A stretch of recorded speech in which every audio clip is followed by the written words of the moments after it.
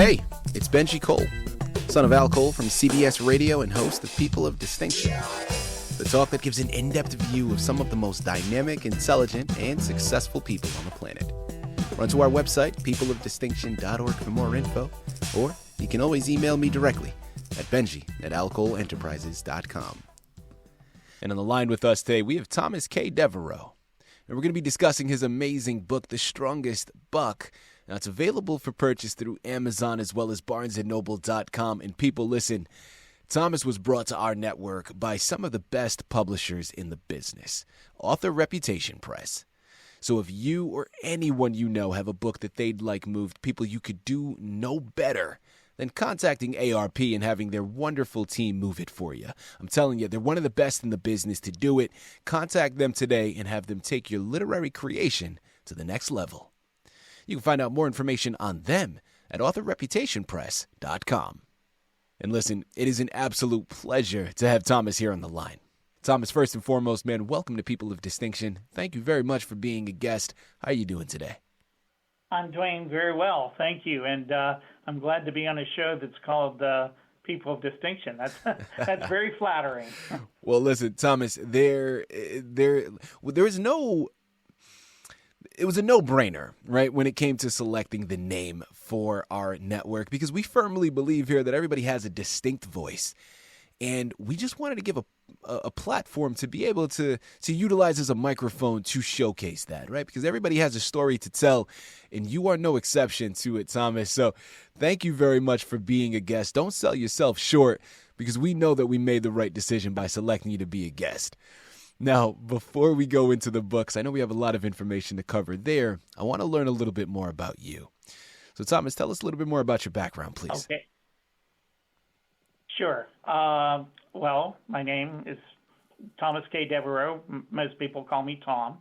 I've been married for 40 years, and my wife and I have two adopted children. Our son is 31, and our daughter is 25. Our daughter just got married earlier this month, in November. Mm-hmm. And my profession is I'm a psychiatric or mental health social worker. I got my MSW, Master's in Social Work, in 1980, and I've worked in mental health hospitals and clinics for the last 42 years. So I've had an opportunity to work with and get to know a lot of families, to study families, and to help people, I hope. Mm-hmm. And I hope that's what I've done. And as I said, my wife is also, or she's retired now, but she was a social worker as well. And we had the opportunity and the good fortune to adopt two children, and that was a very positive experience for both of us. Fantastic. Thomas, first and foremost, congratulations on what sounds like a beautiful family that you and your wife have constructed. Nothing but continued success to you and all of your loved ones. And without further ado, let's jump right in. The Strongest Buck. Tell us a little bit more about your narrative, Tom. Okay. I wanted to write a book or a story that was not, superheroes with superhero powers, but where a person, an individual, had a number of emotional, physical, personality strengths that helped him be kind of a super person. And in my book, the character, his name is Mark, and his father was a veteran of the Civil War and married his mom. And then Mark has one brother, and his father was a kind of mild person, but he had been determined to fight in the Civil War because he very much believed that nobody should be enslaved, that it was a totally wrong institution, and even though he didn't do much actual fighting in the war, he wanted to be part of it. And he bought a farm after the war, and that's where they raised their sons, and they were both very Mark's brother's name is Paul. They're both very strong, healthy, morally very nice boys. And a lot of that comes because of the way their father has raised them. After Mark's mom passes away first, and then his father has a lot of depression and sadness, and eventually he passes away. Mark decides that he wants some adventure, so he decides to go out west. He lives in Indiana, the state of Indiana, in the 1880s, and he wants to go out west. That concept, that idea, is actually based on my own grandfather, who was born here in western Pennsylvania. I live in Pittsburgh. He was born and raised here, but as a young man, he went out to Montana to work on a horse ranch, fell in love with horses. He had to come back to Pennsylvania after his own father died. He had to help raise his younger siblings, but he never lost his love for horses or that lifestyle. And I got the idea of, my character is very different than my grandfather. My grandfather was a very quiet man, very laid back.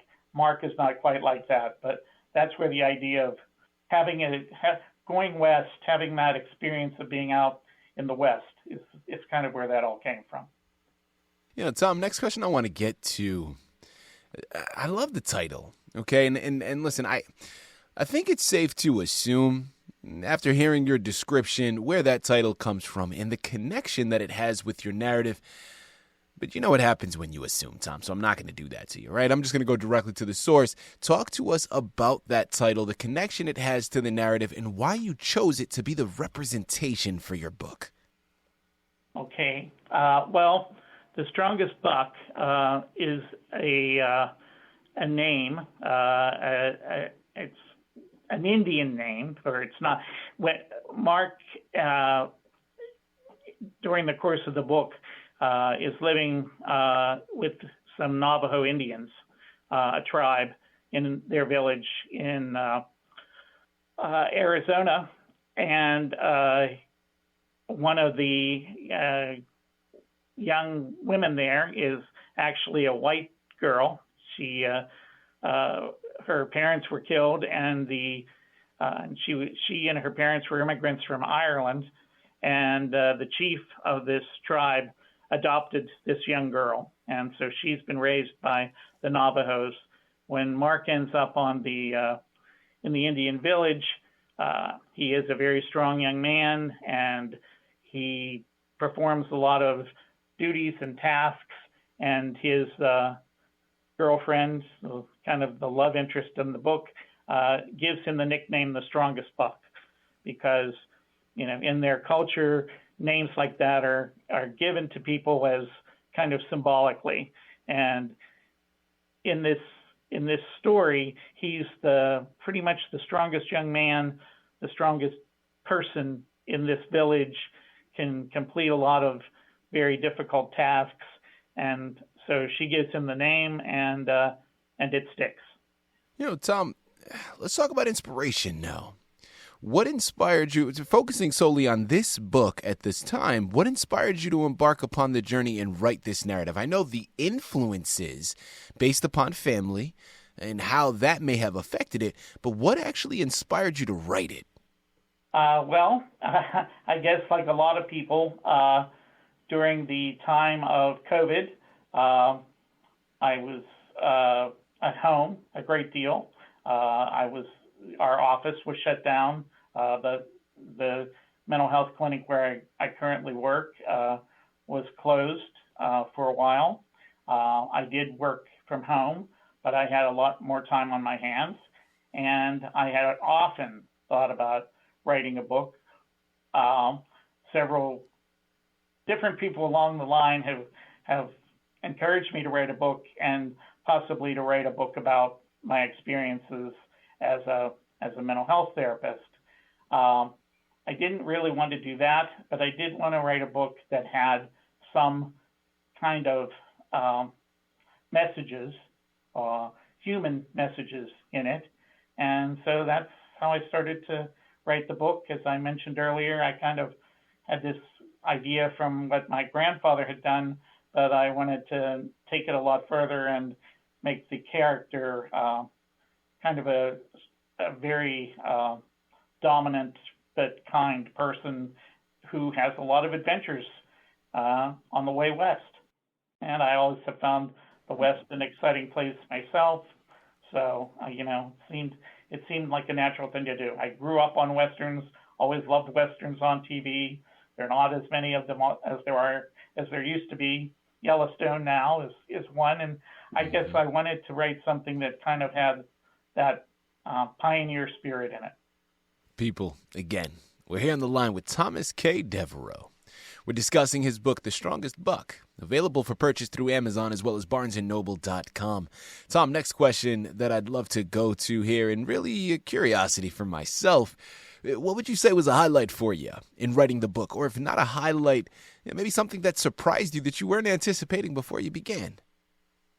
Well, I guess one of the things that surprised me was I had a lot more to say than I thought I did, or realized that I did. I wanted to put in a lot more adventures and episodes and detail. So I read recently that all first-time writers usually write too much, and that might have been what I did. But I wanted to flesh out the characters as much as I could.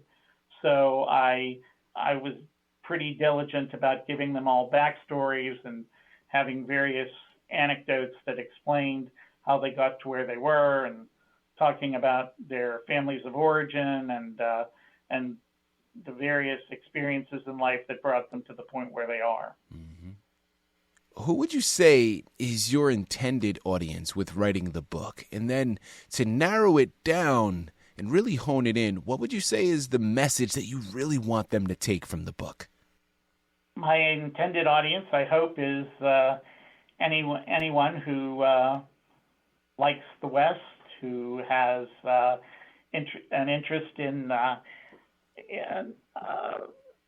Native American cultures, who has an interest in the excitement that went on in the United States in the last part of the 19th century, and when one era was ending and a new era was beginning. And I think the character of Mark is kind of symbolic of that. When he first leaves Indiana, he goes out west on a wagon train, and it's 1886, and wagon trains are becoming extinct. So he works on one of the last wagon trains, which, of course, that's been a romantic big part of our history. There's been movies and TV and things about wagon trains for many years, and I thought that would be an interesting aspect. And then after he gets to Nevada, he goes to work on a ranch, becomes a cowboy, which has been one of his dreams. And as I mentioned earlier, his parents have died, and he works for a man who is extremely kind and teaches him a great deal about being a cowboy. And they form a very strong relationship. As I said, Mark's a very likable character. He's very willing to learn whatever he can about ranching and have adventures. And so he becomes very well connected to the foreman of the ranch, whose name is Chris. And Chris becomes a surrogate father for him. Mm-hmm. Chris was also in the war in the Civil War. Only he, different than Mark's biological father, Chris saw a great deal of action, was somewhat of a hero during the war, but after the war was, tired of fighting, tired of shooting people. So he wanted to escape all that, and that's why, 20 years before he became a cowboy and started on his adventure out west himself. Tom, let's talk about the future next, okay? Because this book is incredible, and I'm hoping you don't leave us with just this one. Please tell me there's another book on the horizon, man. What's upcoming for you? Yeah, there is another book. I've already written a sequel. And this book is primarily about, or a great deal of this is about Mark's experiences living with the Navajos. But the next book is about when Mark and his new bride, who was raised by the Navajos but is of Irish descent, when they go back to the ranch where his surrogate father, stepfather, whatever term you want to use, where he lives, and that in that book it kind of goes into starts the rest of Mark's life, taking what he's already learned and how he becomes a successful young man and grows into a successful person. Also in the book, there is another character who is Mark's good friend during his days in the Indian village. His name is Running Deer, and he is half white, half Indian. He lived in the white world. He didn't feel very comfortable there, so he went back to the Indian world, and he becomes Mark's mentor during his time at the Indian village. And so these three characters are all going to kind of go into the next book as well. There you have it, people. There's more on the horizon. You know where you have to go. Amazon and Barnes & Noble. There's no way around it. Thomas, another question that I have for you, and you've mentioned this now a couple of times, and of course we spoke about this on the pre-screening call, but I know that your own experience with adoption, right, with regards to your children, has to have played some part in influencing this book and maybe some of the developments that are made within it. Talk to us a little bit more about that and the correlation between the two. Thanks for asking that. Well, my son is adopted from here in this country, so it was a very traditional adoption, and we're of the same race and ethnic background. So, and we've had my son, we adopted him, we took him to our home when he was 3 days old. However, about 10 years later, we decided that we wanted to have another child and do an international adoption. And at that time, in the late 90s and early 2000s, Chinese adoptions from China was a very, prominent circumstance. So we got involved with an organization, and we did some massive paperwork, and we ended up taking a trip to China, my wife and I, and we were with a group of other prospective parents, and that's when we adopted our daughter. She was already 3 years old, so she had been cared for in an orphanage for the first few years of her life. And obviously we got to see some of the culture of China and the lifestyles of China. Mm-hmm. And we were very eager, to bring our daughter home. But we also wanted her to maintain the idea, always, of course, knowing that she was our daughter, but she was also Chinese. And that's one of the things I wanted to convey in the book, because, as I mentioned, the female character who becomes Mark's love interest was about 5 years old, maybe 7 years old, when her parents were killed, and the Indian tribe, the Navajo tribe, adopted her, loved her very much, and provided her with a very protected, safe lifestyle. And she loved them, and they loved her. And I thought that was something I wanted to integrate into the book. Last question here for you, Thomas. And, I love having the platform that I have. And I'm an artist myself. I'm in a different medium, but I love to take this opportunity whenever, of course, they present themselves to really pay it forward. Now, Thomas, for anybody that for any new writers out there, right, really somebody that's just starting out, just embarking on that journey, what are some words of wisdom that you can offer them about things that maybe you picked up along yours? Well, I think one of the things I can say is you're probably going to have more ideas than you can put into one book, which is, something that I found. As I mentioned earlier, I have 2 adopted children of my own, and my daughter is actually adopted from China. So having this theme of the Indian families adopting, a half white, half Indian child, a white Irish little girl, and then Mark. I think it's fascinating if you have an experience that you've had in your own life that you can utilize in your writing. Bring it, not necessarily your own story or your own biography, but something that you can take and make a story out of that people will find interesting. I love that. I absolutely love that. And people, what I love even more is we are at the end of the interview now. We've discussed so much information pertaining to the book, yet we've barely scratched the surface. There's still so much left to be discovered. You have to head on over to Amazon and Barnes & Noble and pick up your copies today. Thomas, this has been an absolute pleasure, man. Thank you very much for being a guest on People of Distinction. Thank you very much for having me. I've enjoyed it a great deal. Thank you.